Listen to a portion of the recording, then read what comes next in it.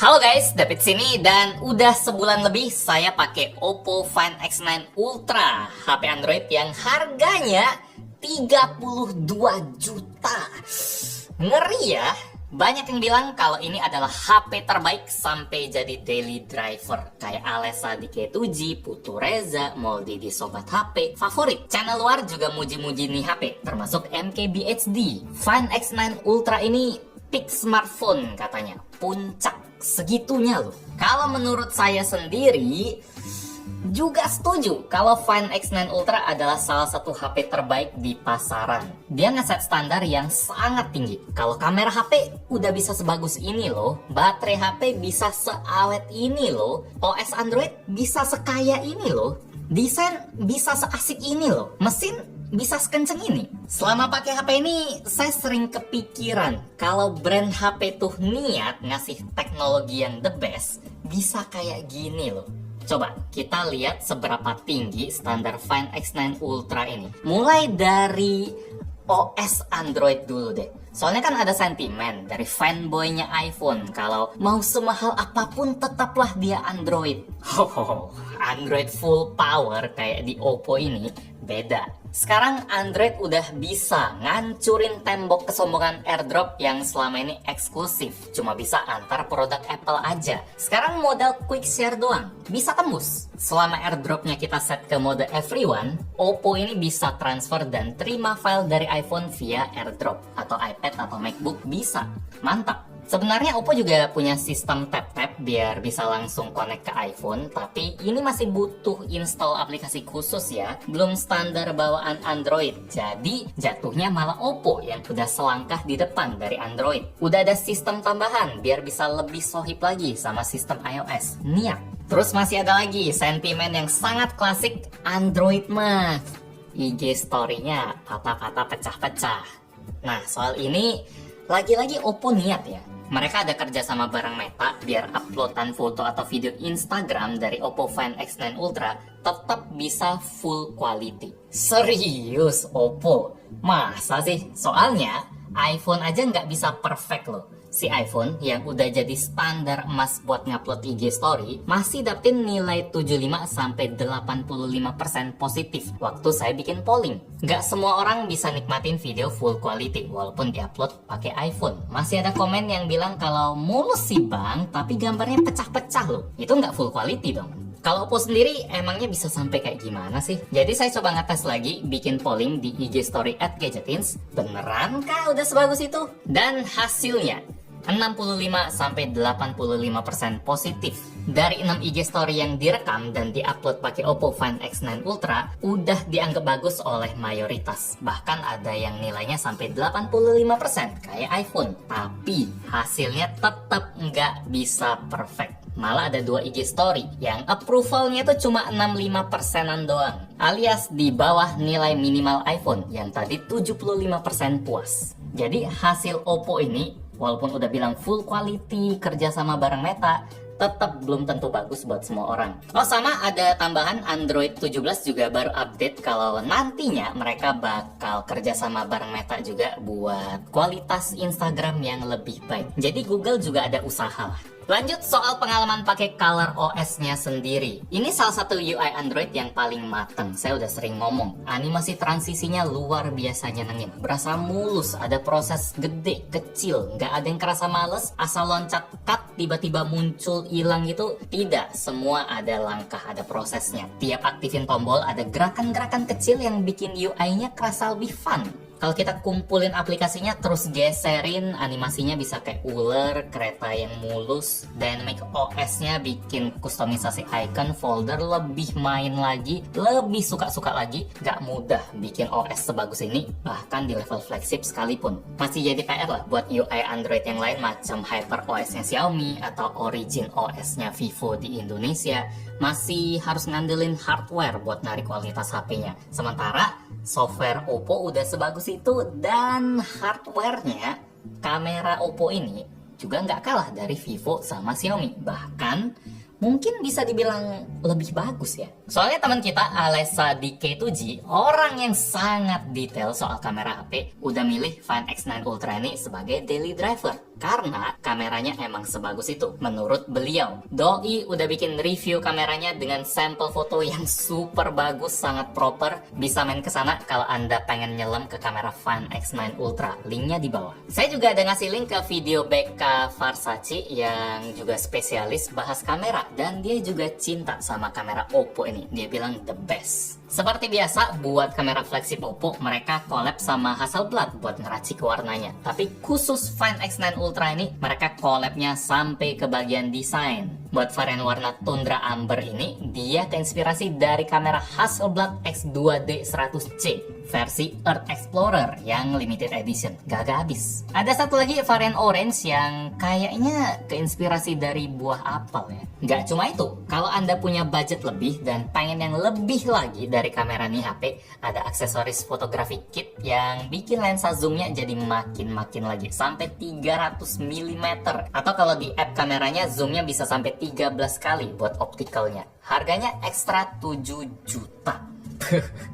Tapi ini sifatnya cuma nambah tipis aja. Buat harganya yang terlalu tinggi, kurang worth it kalau lihat harganya. Sekali lagi 7 juta tuh. Lensa bawaan udah bagus juga kok. Kalau buat saya sendiri, selama 1 bulan terakhir saya tentu puas ya ngandelin kamera nih HP buat abadiin momen trekking sama keluarga, momen jalan-jalan di pasar lokal, di pasar luar negeri. Karakternya emang lebih kuat dari racikan warna yang sifatnya itu main aman kayak di Samsung punya. Racikan Hasselblad ini lebih main di kontras dan warna yang lebih pekat, nggak asal terang dan gonjreng aja. Cuma soal warna foto, seperti biasa saya nggak bisa bilang mana yang lebih bagus ya. Ini udah soal selera lah. Mau itu racikan Leica, Zeiss, Hasselblad, Samsung, iPhone, ada karakternya semua.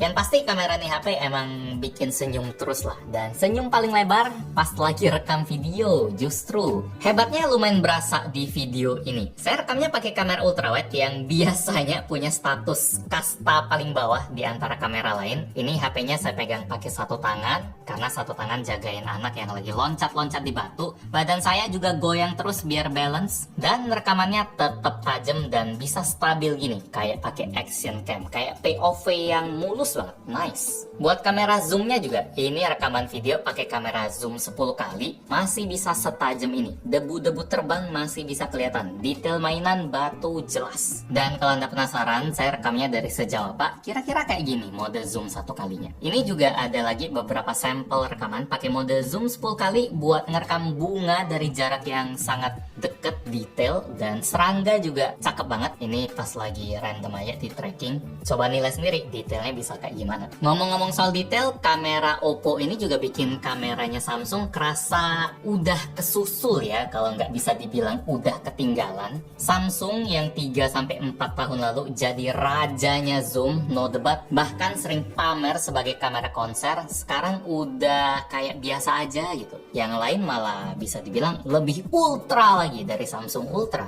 Ayolah Samsung, masa 2-3 generasi masih gitu-gitu aja? Bangunlah, standar udah beda.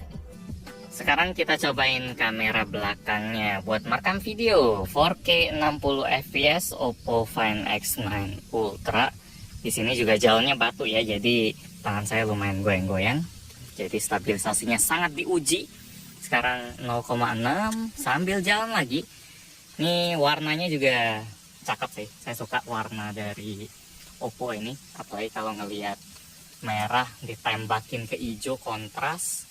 Jadi berasa bedanya di mana. Sekarang coba kita 3 kali, terus kita ke 10 kali. Bercak air masih kelihatan, tekstur ban kelihatan. Nice. Oke. Biru. Oh.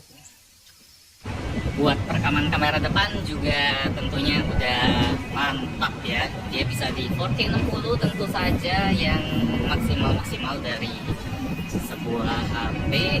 Kalau dari dynamic range-nya juga adanya memang nggak terlalu biru sih, pemantauannya masih kelihatan stabil, tajam. Jadi apakah kamera dari Oppo Find X9 Ultra ini perfect sebagus itu? Jawabannya tentu tidak ya. Saya nemuin beberapa kelemahan.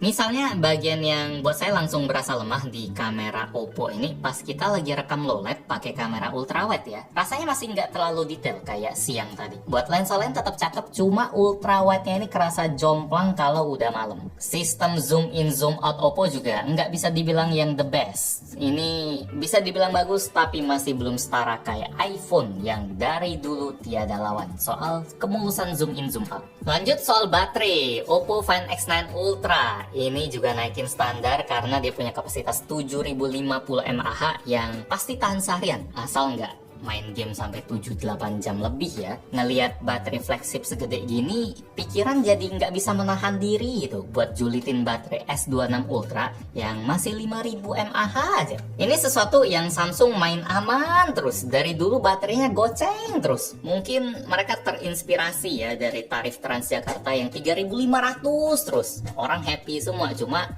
kalau baterai dijaga gitu-gitu doang terus rasanya kayak agak santai. Kalau soal performa mungkin ini bagian yang paling tidak usah dipusingkan karena semua flagship udah setara. Mesinnya udah pasti pakai yang paling kencang semua, Snapdragon 8 Elite Gen 5. Performa gaming udah pasti mulus, mentok kanan nggak panas, aman semua. Kayaknya nggak ada HP 20-25 juta plus yang performanya jelek. Suhu juga udah aman banget, nggak ada yang panas berlebihan. Semua HP udah sama soal ini kalau flagship. Cuma spesialnya Oppo ini, mereka juga niat buat unlock setting di game-game populer kayak MLBB. Dia bisa support 144 Hz alias sekencang refresh rate layarnya. Nggak semua HP niat loh ngasih unlockan setting kayak gini walaupun layarnya udah 144 juga. Makanya lagi-lagi saya salut sih, di-push banget. Ngomong-ngomong soal refresh rate, display juga jadi bagian yang kualitasnya hampir sama bagus di semua HP flagship. Standarnya udah mentok lah, udah pasti terang, udah pasti enak dipakai outdoor, resolusi pasti tajam, refresh rate pasti mulus, variabel LTPO juga udah wajib lah. Cuma saya kirain Oppo ini kayak nggak usah mikir, udah skip aja displaynya. Ternyata ada satu bagian yang di-cut Oppo di Find X9 Ultra ini. Ada yang mereka hemat atau tidak dimaksimalkan, yaitu coating anti reflektifnya. Samsung tetap paling bagus, lebih bagus dari Oppo. Pantulan bayangan di HP Oppo lebih kuat ya dari Samsung. Ini spek yang mahal sih, yang masih jarang ada di HP flagship. Bahkan nggak semua HP Samsung punya loh, soalnya voltnya tidak dikasih. Damn. Jadi Oppo Find X9 Ultra, wujud HP Android yang mendekati kata sempurna ya. Mulai dari sistem operasi yang kaya fitur, baterai stamina kuda, kamera mata elang, desain berkarakter, mesin full power, display yang manjain mata. Bagian-bagian penting dari sebuah HP hampir dipentokin semua di Find X9 Ultra. Tapi tentu dia ada kurangnya. Soal kamera ultra wide pas video malam tadi, zoom in zoom out sistemnya belum yang terbaik. Layar anti reflektif juga masih bukan yang terbaik. Harganya juga paling mahal di pasaran, 32 juta. Buat varian maksimalnya, kalau mau yang agak 12 GB 512 dia 28 juta. Masih mahal juga sih. Wow. Dan dia lemah sama senjata khusus yang cuma ada di Samsung, kayak S Pen, privacy display. Itu teknologi yang luar biasa unik dan faedahnya jelas. Belum ada di HP lain. Sayangnya sampai sekarang nggak ada HP yang sempurna ya. Tiap brand ada nilai plus minusnya sendiri. Kalau ada HP yang gabungin spek Oppo, terus ditambah fitur khusus dari Samsung sama sistem kamera di iPhone, harga Xiaomi, kalau ada, itu baru raja terakhir HP sih. Buat saya sendiri, apakah bakal pindah ke Oppo Find X9 Ultra kayak teman-teman yang lain? Jawabannya tidak, karena saya adalah pecinta HP foldable, masih di tas ya. dengan segala kekurangannya. Kalau misalnya Oppo ngebawa Find N9 ke Indonesia, foldable yang punya layar dengan bekas lipatan super tipis itu, mungkin baru saya sikat. Jadi sebagus-bagusnya HP, tetap ya terbaik itu disesuaikan sama kepribadian masing-masing, sama kebutuhan masing-masing. Like kalau suka dengan video ini, dislike kalau nggak suka. Kita ketemu lagi di video selanjutnya. Yo. Kalau Fold mah buat gue terbaik, tapi gampang banget cari kurangnya. Kameranya paling gampang.